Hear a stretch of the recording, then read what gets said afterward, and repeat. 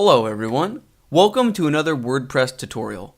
In this lesson, we will learn how to create a WordPress theme from scratch, which means we'll be writing all of the HTML, CSS, and PHP code ourselves. Now for those of you that stumbled upon this video and are not interested in coding, I will say this. Obviously, one of the strengths of WordPress is that it allows people who would rather not write a single line of code to still create an amazing website. But if you are using a pre-built theme, I guarantee you that in the future, there will be changes that you wish you could make to your website, even if it's as simple as changing the way title text is output or moving an element up or down the page a bit. I can guarantee you that that moment will come.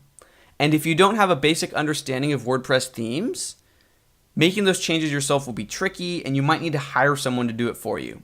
But I'm here to tell you that with just a bit of basic understanding, all of a sudden, themes are not intimidating. Code is not intimidating. And you will have a firm grasp of which file to go to and what code to write to make something happen.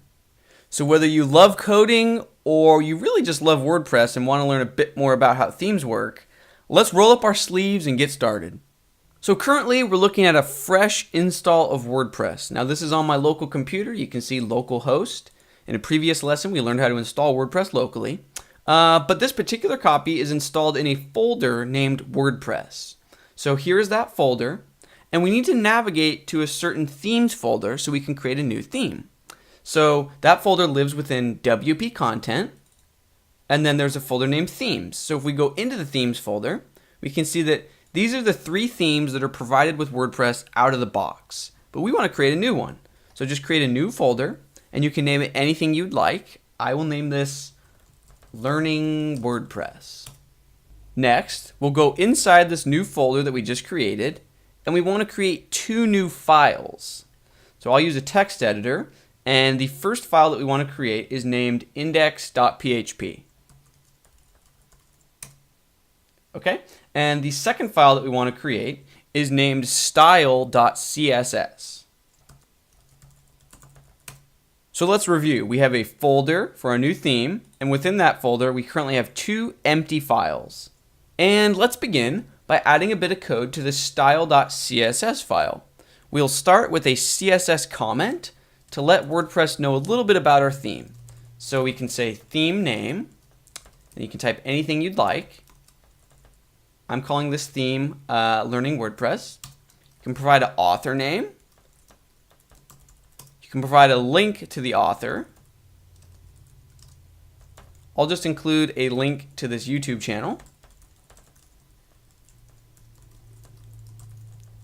And you can describe your theme, or you can provide a version number. There's all sorts of different tags you can use to let WordPress know about your theme. But for the purposes of this lesson, I think this should suffice. So that's all we need in the style.css file for this exact moment. Now let's hop over to the index.php file and just create a heading that says Hello World. And that's all we need for now, so go ahead and click Save. And then if we go back to our WordPress admin and we click on Appearance in the sidebar, we can then choose our new theme. So we can see that currently the theme name 2014 is activated, but here's our new theme named Learning WordPress. And if we click on it, we can see a little bit more. We can see that it's by this author, and if you click this, it would take you to that YouTube page we linked to. But if you click Activate on this new theme, and then go ahead and view your WordPress website in the other tab, if you refresh, you can see the new theme that we just created, Hello World. Now, obviously, this theme is useless. No one wants a theme that just says Hello World. So let's give ourselves a real-world task. If we head over to our posts in WordPress, we can see that we have 2 posts, example post and Hello World. So let's give ourselves a goal. We want to output the title and the text for these posts on our homepage. So let's write the code to make that happen. So let's hop over to index.php, get rid of Hello World, and let's open up PHP. If this is your first time seeing PHP, do not worry, it's just a different scripting language. So if HTML is how we define and display our content, PHP is a scripting or programming language that lets us talk to databases, that lets us do more dynamic things. So for the time being, we're hopping into PHP so we can write code that talks to WordPress and gathers our content so we can output it on the page. Now the first bit of PHP that we will write together is referred to as the loop. The loop is central to WordPress, and it's aptly named. What we're going to do is loop through all of the different posts and output them on our page. So here's what the loop code looks like. We begin with an if statement. So if a condition is met, if we have posts, we want to do something. And what do we want to do? We want to loop through all of our posts. So while we still have posts left to loop through, we want to do something with each post. Then we'll end this while statement. Oops. So now any code between this line and this line will get repeated for each blog post. So we can include something like the title and the body text here. But let's go ahead and finish out our skeleton logic. So we said, if this condition is met, if we have posts, do this. But what if we don't have posts? So we'll use an the else, and we'll say, go ahead and echo a paragraph that says, no content found. Okay, and then we'll close out our if statement, and we're good to go. So now any code we place between this line and this line will get repeated for each post. So let's go ahead and drop out of PHP here, and then re-enter PHP on this line. So now we can include plain HTML on these lines. So we can say h2 title should go here. And now if we refresh our page, we can see that there are 2 titles, which corresponds with the number of blog posts we have, 2. Now watch how easy WordPress makes it to add the dynamic title in here instead of this dummy text. All you need to do is drop into PHP and simply say the title.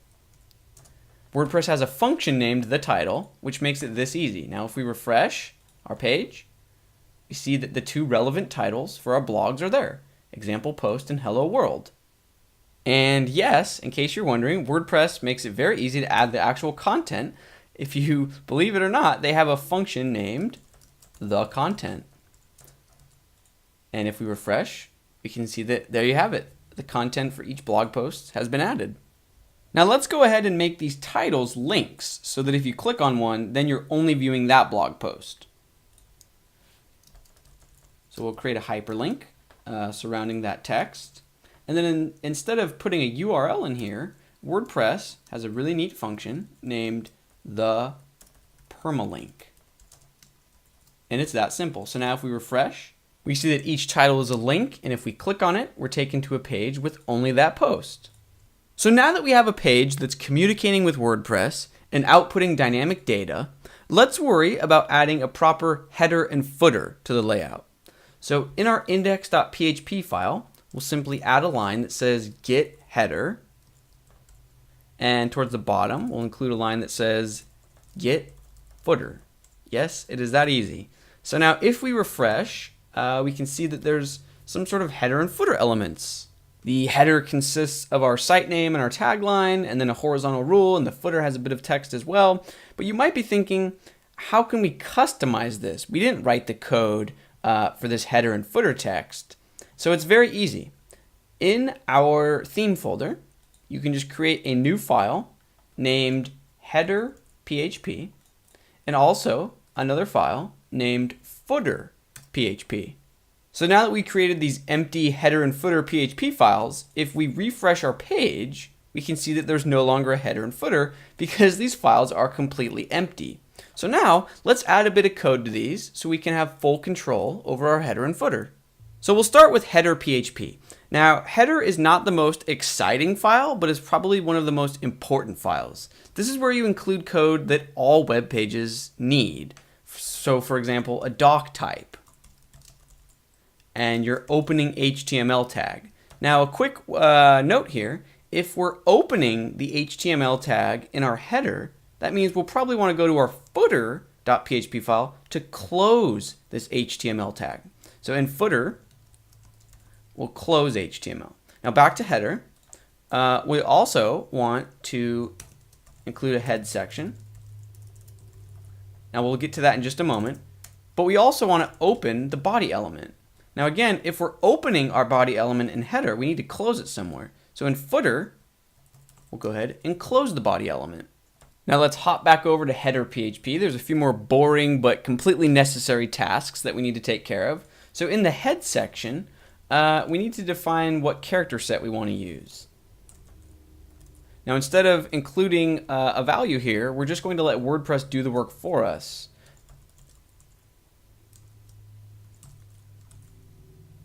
Using this function. Okay, and we also, let's include a line to make our site responsive. So we'll say viewport content equals the width of the current device. And let's include a very simple title. So this is not optimal for search engine optimization. We'll learn how to optimize the title in future lessons, but for today, let's just very simply output the name of the site. So we'll say blog info name,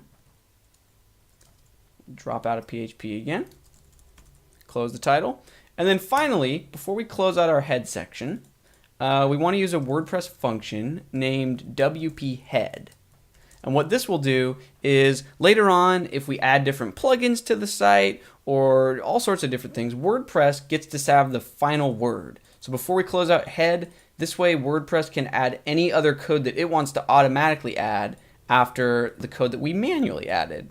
Okay, and then there's just a few more quick boring tasks that we need to complete. So on the HTML tag, we can go ahead and specify which language is being used. So language attributes. And then on this body tag, WordPress has a really neat function named body class, and we'll get into why this is useful later, but basically it's going to allow us to target different pages with our CSS very easily.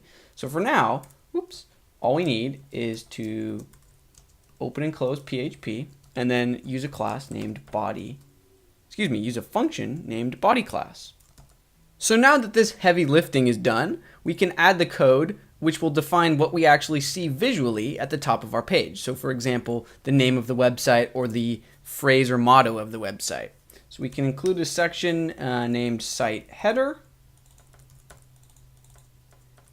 and we'll just include the proper code. So we'll say in this heading 1 element, let's output the name of the website. So that's the blog info function, and then we can pass it a parameter of name.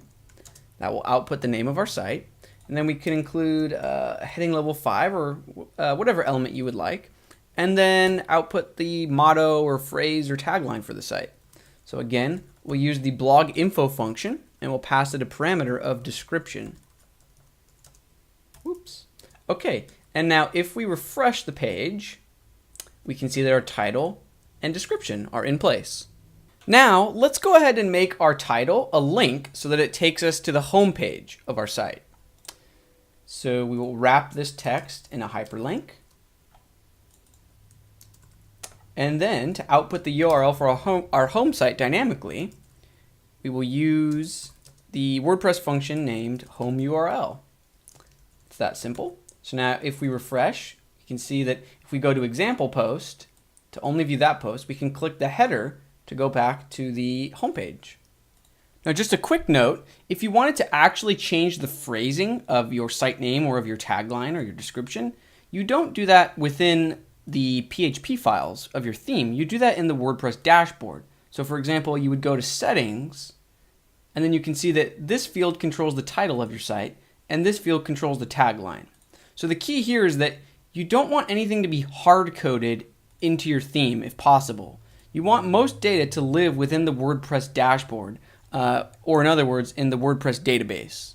Moving on, so let's go ahead and finish our footer.php file because header is complete for the moment. Now we want to use a function named WP footer. If you remember, we used a function named WP head in our head PHP. Again, we're going to use something very similar in footer PHP. This way, if we add plugins or widgets in the future, they get the last say over any code that we insert manually. So right before the body tag, WordPress will automatically get the chance to insert any code that it needs to. So now that that's taken care of, let's go ahead and add a bit of custom text in our footer. So we can create an element with a class of site footer. And inside it, we'll include a bit of text that simply outputs the name of our site and then the year. So blog info, name, and then we'll include the copyright symbol and the year. Oops. Okay, so we're using the PHP function named date, and then we're passing it a parameter of capital Y, and that will output the year. So now if we refresh our page, we can see the name of our site, copyright the year. So now we have a custom header, a custom footer, and we have the main content of our blog posts. Let's go ahead and add a bit of styling because currently the site looks quite default and ugly.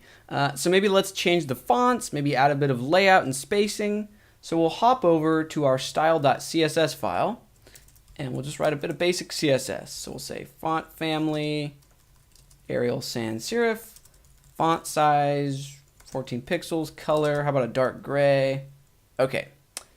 So if we refresh, we see that literally nothing changes. And that's because we need to make sure that this style.css file is actually being included when visitors view our page.